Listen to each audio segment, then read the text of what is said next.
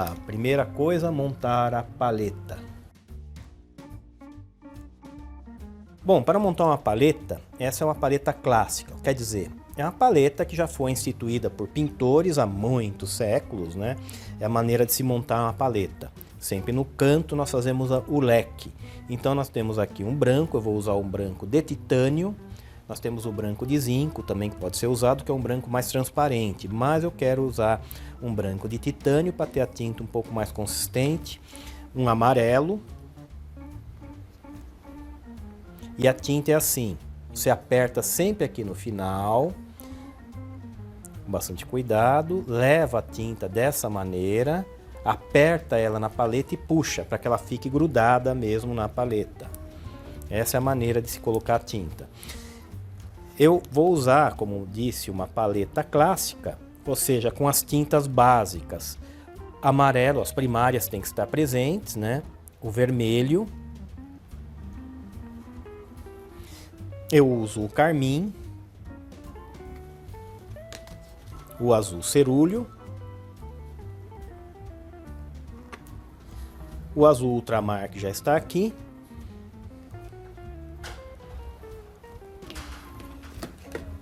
e por fim o preto. Começa-se com o branco, o preto. Então na paleta nós temos até aqui as cores quentes e para cá cores frias e tonalidades neutras. O uso da cor da paleta depende muito da escola.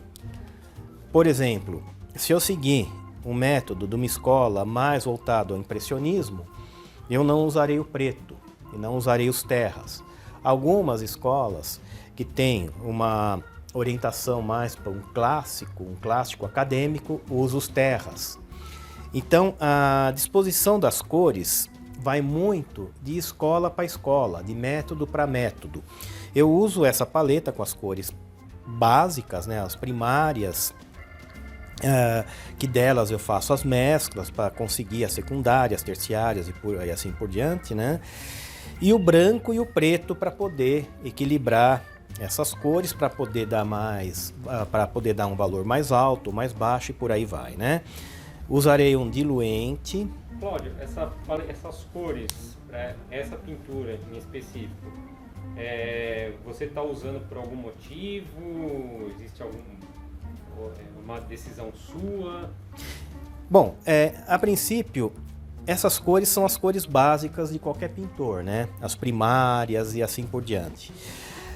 O vermelho, amarelo, azul sempre tem que estar presente na paleta de pintor. Então, essas aí são cores clássicas. Agora, existem também as cores pessoais. Isso é de pintor para pintor, ou seja, as cores subjetivas. Então, a paleta varia muito de pintor para pintor. Então, nós temos uma paleta aqui que nós podemos chamar de curta, ou quase curta, né? Curta quer dizer com poucas tintas. Tem pintores que usam paleta com 20 e tantas cores. E alguns pintores usam com 4, 3 cores. Existe um pintor, existia, né, já falecido, um pintor dinamarquês chamado Zorn, que ele inventou uma paleta chamada paleta Zorn. Nessa paleta ele só usava o branco, o amarelo e o carmim. Ele só usava 3 cores e o preto, acho que só essas daí. E com ela ele fazia muitas cores, essa é chamada paleta Zorn. Portanto, a paleta, as cores, elas são subjetivas e elas podem até inaugurar um tipo de escola, um tipo de método, né? Então tem muitos pintores que usam a paleta Zorn. Eu mesmo já fiz trabalhos com a paleta Zorn. Então a paleta, ela adota o nome de quem a inventou. Então essa paleta que eu uso, ela seria considerada uma paleta clássica. Por quê? Não tem um pintor específico, mas eram escolas mais clássicas que adotavam essas cores, né? Agora tem as cores pessoais. Tem cores que eu não uso, tem cores assim que outro pintor pode usar, mas eu não uso. Mas a disposição tem que ser sempre essa, em leque, e aqui é a área da mescla. Essa área tem que estar sempre limpa. Concluir o trabalho, limpa bem essa parte, nunca deixa ela suja. Passa água ras, passa o pano, deixa ela limpinha. Essa tinta vai ser guardada, né? E para uma próxima sessão, caso ela seque, usa-se a paleta, usa-se a espátula, tira, raspa e repõe. Ela estando ainda boa para uso, é só completar. Então é dessa maneira. Essas tintas são constantes, podem ficar e vão sendo repostas, né? Mas essa parte, gente, sempre limpinha, viu? Bom, aqui vocês podem ver o godê. Nesse godê, é um godê duplo, tem uns que tem só um recipiente. Esse daqui tem dois, porque eu posso colocar aqui o diluente. Diluente é aquilo que dilui a tinta. Diluente, por exemplo, a terebentino, o Ecosolve, são diluentes. Eles espalham, eles diluem a tinta. E aqui eu posso colocar o aglutinante. O aglutinante, no caso, o óleo de linhaça. Posso colocar também um verniz da Mar, exemplo. Tem muitos vernizes, tem muito tipo de óleo. Ou posso colocar o médium. O médium é quando eu faço a mistura dos dois. Quando eu misturo o óleo e a terebentina, eu tenho um médium. Então, esses são os veículos para a gente poder fazer o tratamento. Eu vou usar só a terebentina porque eu quero fazer o esboço com a tinta bem diluída. A tinta vai ser bem aguada, tal, bem diluída, como uma aquarela, então farei aqui o esboço. No caso aí da terebentina, você está usando ela como um diluente, não seria um solvente?